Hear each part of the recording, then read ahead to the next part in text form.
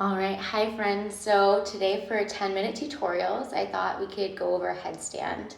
For headstand, it's not something that I teach as often as I teach other inversions because I think it's one of those poses that are seemingly accessible but can be really dangerous if you don't approach it correctly.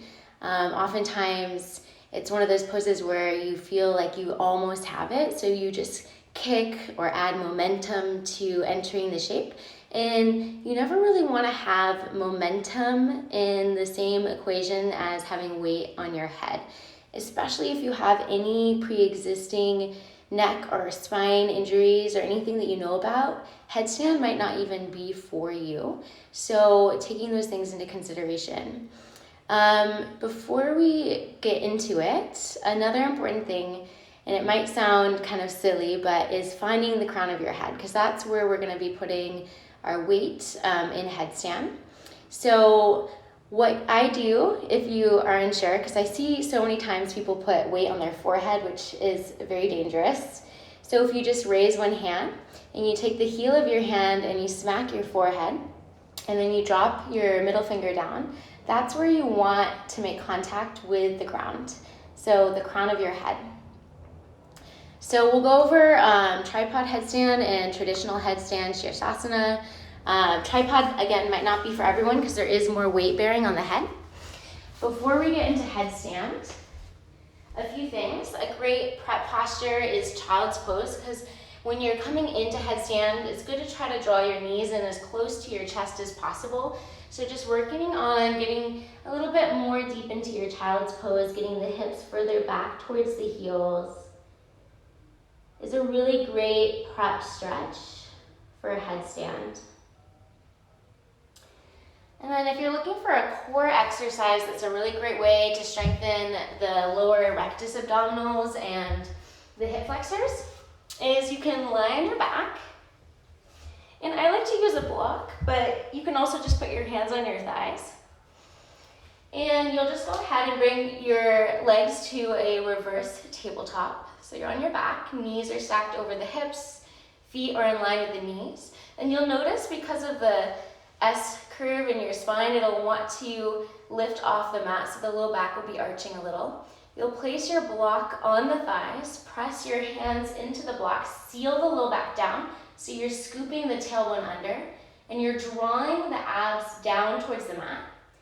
You're pressing your thighs into the block and hands into the block at the same time. So it might not look like I'm doing very much work right now, but this should be really challenging. So remember to breathe, finding even breaths, and then just releasing. So that's a good core exercise to help prep. All right, so for the headstand breakdown, I'm gonna start with traditional headstand. So again, we remember where the crown of our head is. And then you're gonna bring your forearms down. You want your elbows to be about shoulder distance apart. So if you're unsure, you can always grab opposite biceps with your hands, and that's a good reference of where the elbows need to be. And then you're gonna bring your hands down. You're gonna interlace the fingers to make a little carriage for the head. Now, you can tuck your bottom pinky finger under so you have equal weight in both pinkies. Sometimes I like to make a little triangle with my pinkies. So it's just yogi's preference here. So again, making sure your elbows are shoulder distance apart. And again, you're not gonna put your forehead down. You're gonna put the crown of your head down on the mat.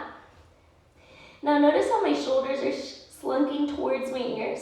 I'm gonna press into my forearms first and foremost. Lift the shoulders away from my ears so I feel my neck growing, and I'm feeling some pressing the weight down into the mat, so I actually don't have very much weight in my head at all. Almost as if I could slide a piece of paper underneath the crown of my head. From here, I'm gonna tuck my toes, and I'm gonna start to walk my feet in. So, like most inversions, the more you can get the hips to stack over the shoulders, the easier it is to lift the legs, because you're stacking, everything's in alignment. Now, the way that people love to get into this when they're first learning is to do one leg at a time. It feels more accessible, but the thing is it's more dangerous and people can kick and start to feel unstable. So I like to teach this the hard way. It is harder. You can use a wall behind you if you're nervous about falling forward.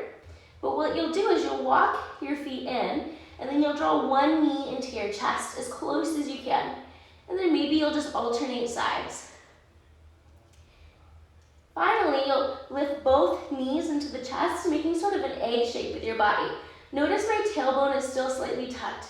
This is a lot of work to hold here, but if you can hold this shape, then you can start to do the different leg variations more safely in headstand. If you want to progress, maybe work on untucking the tailbone, stacking the hips, and bringing the knees back down, and taking little crunches. You can also do reverse crunches by drawing the knees to the chest, straightening the legs, drawing them back in, straightening the legs, and drawing them back in. Eventually, when you feel more stable, you can start to straighten the legs overhead or do any different leg variations.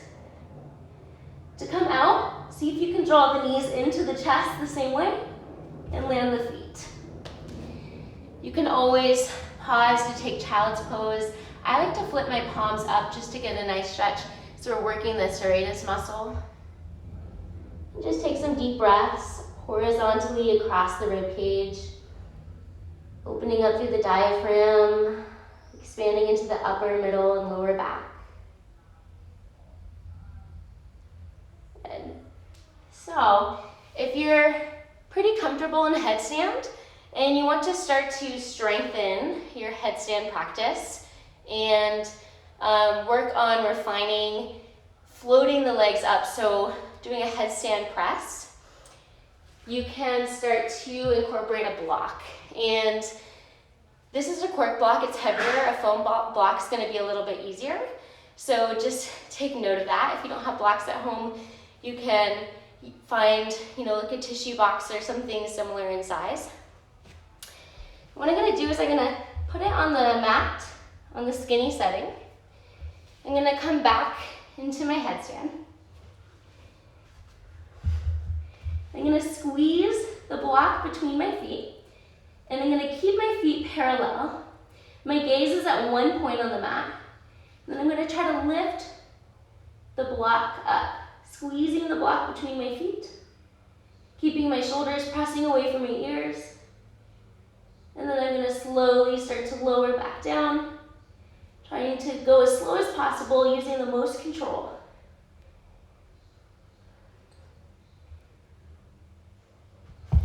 And you can take reps there.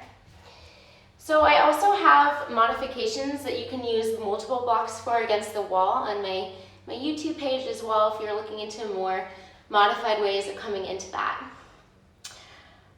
So tripod headstand. Being honest, tripod headstand is not my favorite variation of headstand because there is more weight on the crown of your head. So if you have any spinal misalignments or anything like that, this one might not be for you, but I will break it down for you today if you're working on it. So, tripod headstand. You're going to, again, make sure that the crown of the head is on the mat. And you're going to bring it all the way down to the mat. Now, I like to walk my hands back to my knees. That's about a good reference point to have elbows over the wrists. But also another way to check in is just to make sure you can see all 10 fingers in your field of vision. If the hands are too far forward, you won't be able to see the fingers. Okay. I also want to make sure my elbows don't come out to the sides. So if you need to put a strap around your arms for some support to start and be near a wall, that's a great way to modify.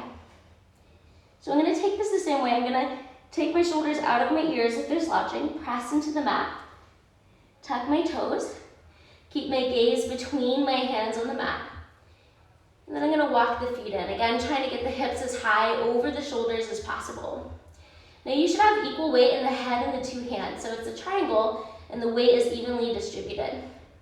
From here you might practice bringing one knee onto your tricep and then the other.